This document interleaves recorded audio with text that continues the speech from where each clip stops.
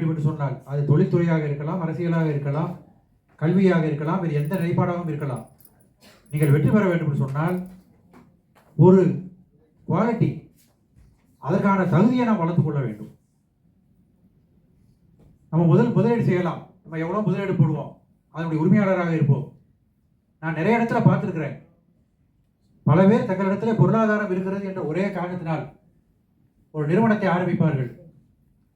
அந்த தொழில்துறைக்கு அவ்வளவு இடமே தேவைப்படாது, இருந்தாலும் ஆரம்பித்து அங்கே ஒரு பெரிய நிகழ்வோடு அதை ஆரம்பிப்பார்கள். சில வருடங்களிலே அதை மூடிவிடுவார்கள். காரணம் என்று சொன்னால், பொருளாதாரத்தை வைத்து மட்டும் ஒரு தொழிலை நடத்திவிடலாம் என்பது மிக மிக ஒரு தவறான கருத்து.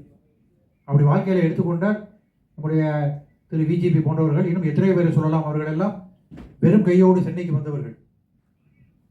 ஆக ஒரு தொழில்துறையை நடத்துவதற்கு, ஒன்றை வழிநடத்தி செல்வதற்கு ஒரு குவாலிட்டி வேண்டும். அந்த குவாலிட்டி வெறும் முதலீடு என்பது மட்டுமல்ல. முதலீடு என்பது பொருளாகவும் இருக்கலாம், உடல் உழைப்பாக இருக்கலாம், நல்ல திறனாக இருக்கலாம். ஆக அந்த அடிப்படையை வளர்த்துக் கொள்ள வேண்டும். அப்படி அந்த தொழில்துறையில ஈடுபடும் பொழுது நாம் நிறைய வெளிநாட்டுக்காரர்களை பார்க்கிறோம், ஐரோப்பியர்களை பார்க்கிறோம், குறிப்பாக ஜப்பானியர்களை பார்க்கிறோம், குறிப்பாக அமெரிக்கர்களை பார்க்கிறோம். நான் சில பேரோடு பழகி இருக்கிறேன். அவர்கள் சாதாரண நேரத்தில் ஒரு ரயில் நிலையத்தில் இருக்கிறார்கள், விமான நிலையத்தில் இருக்கிறார்கள், பிரயாணத்தில் இருக்கிறார்கள் சொன்னால் அவரிடத்தில் நிறைய புத்தகங்கள் இருக்கும். அந்த புத்தகங்களை படிக்கக்கூடிய ஒரு பண்பு, பாங்கு அவரிடத்தில் இருக்கிறது. அப்படி இருக்கும் பொழுது நிறைய தகவல்கள் அவர்களுக்கு கிடைக்கும்.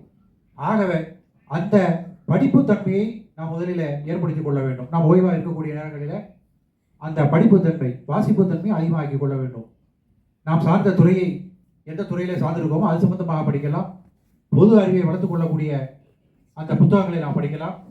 இப்படி நம்மளுடைய அறிவு திறனை வளர்த்துக் கொள்ள வேண்டும். இது ஒரு கட்டாயமான ஒன்று. மனோ தத்துவம், சோசியல் சைக்காலஜி என்று சொல்வார்கள். அந்த மனோ தத்துவம் ரெண்டை சொல்லும். நான் அதை மட்டும் சுருக்கமாக சொல்லிவிடுகிறேன்.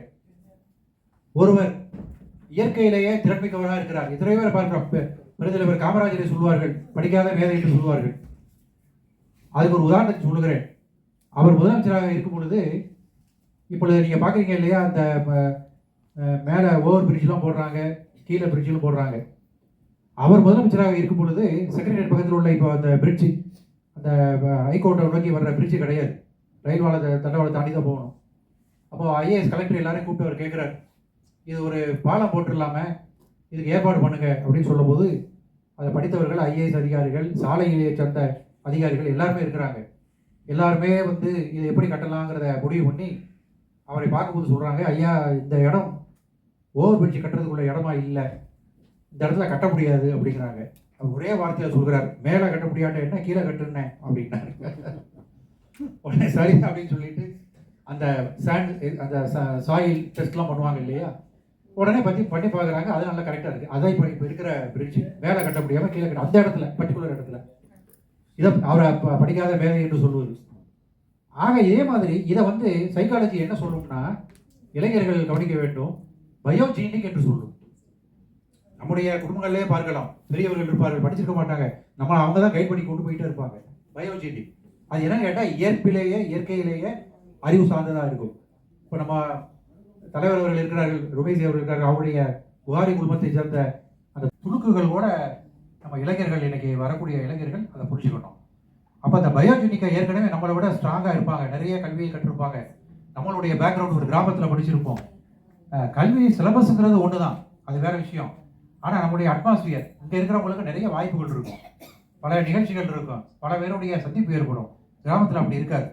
அப்போ அதை வளர்த்துக்கிறதுக்கு இந்த சோசியோஜெனிக் என்று சொல்லக்கூடிய ஒரு சோசியோஜெனிக்கிறது கீழே நிறைய டாபிக்ஸ் இருக்குது. லேர்னிங், ஹியரிங், அப்புறம் உங்களுக்கு என்னன்னு கேட்டிங்கன்னா involving and every thing, motivating, இப்படிலாம் நிறைய இருக்குதுன்னு வைங்களேன். இதை செய்யும் பொழுது இவரும் அவரும் ஒரு சமநிலையை அடைந்து விட முடியும். சில நேரத்தில் ஏற்கனவே இருந்த ஒருத்தரை விட இவர் அதிகமாக வளர்ந்து விட முடியும். அப்படி நிறைய நம்ம வாழ்க்கையில் பல பேர் உயர்வு அடைந்ததை பார்த்துருக்கோம்.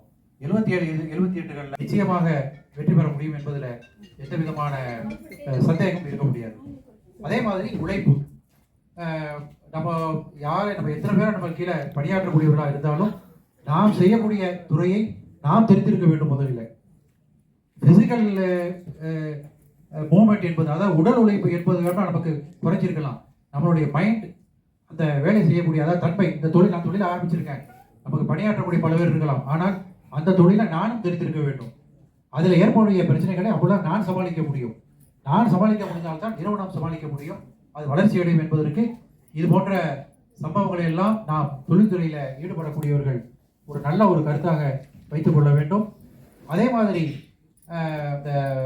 நான் சொன்ன மனத்தத்துவம் சொன்னேன், சோசியல் சைக்காலஜியில் எக்ஸ்பீரியன்ஸ் அப்படின்னு சொல்லி ஒரு சப்ஜெக்ட் சொல்லுவாங்க. எக்ஸ்பீரியன்ஸ் தான் சாதாரணமாக கேட்டிங்கன்னா ஒரு அனுபவம் நீங்கள் சொல்லுவீங்க. சோசியல் சைக்காலஜி அதை எப்படி ஆங்கிலத்தில் சொல்லும் என்று சொன்னால் அக்யூமுலேட்டட் இன்சிடென்ட் அப்படின்னு சொல்லும். ஒரு இன்சிடென்ட், இப்போ ஒரு இடத்துக்கு ஒருத்தர் வந்துட்டு போகிறார், புதிதாக வந்துட்டு போகிறார். ஒரு விமானத்தில் ஒருத்தர் புதிதாக பயணிக்கிறார், ஒரு கப்பலில் ஒருத்தர் புதிதாக பயணிக்கிறார், ஒரு முறை பயணிக்கிறார். அது ஒரு இன்சிடென்ட். அது பல முறை ஆகும்போது அது எக்ஸ்பீரியன்ஸாக ஆகிவிடுகிறது. இதை புரிஞ்சுக்குவீங்க, நல்லா புரிஞ்சுக்குவீங்கன்னு நினைக்கிறேன். புதுசாக ஒருத்தர் போகிறார், ஒரு இடத்துக்கு போகிறார். இப்போ நம்மள மாதிரி ஆளுகளை கொண்டு போய் திடீர்னு ஒரு கடலில் ஒரு சின்ன போட்டில் வாங்க ஒரு 2 கிலோமீட்டர் போய்ட்டு நம்மளால் பயந்துருவோம். ஆனால் இதையே பல தடவை போகிறோம்னு வச்சுக்கிறேன், அந்த இன்சிடென்ட் அதிகமாக அது ஒரு எக்ஸ்பீரியன்ஸாக மாறிவிடுகிறது. ஆகவே அது போன்ற அனுபவங்களை நாம் பெற்றுக்கொள்ள வேண்டும். அந்த அனுபவங்களை சிந்தித்து பார்க்க வேண்டும். ஏற்கனவே என்ன அனுபவங்களை பெற்றிருக்கிறோம் என்பதை பார்க்க வேண்டும்.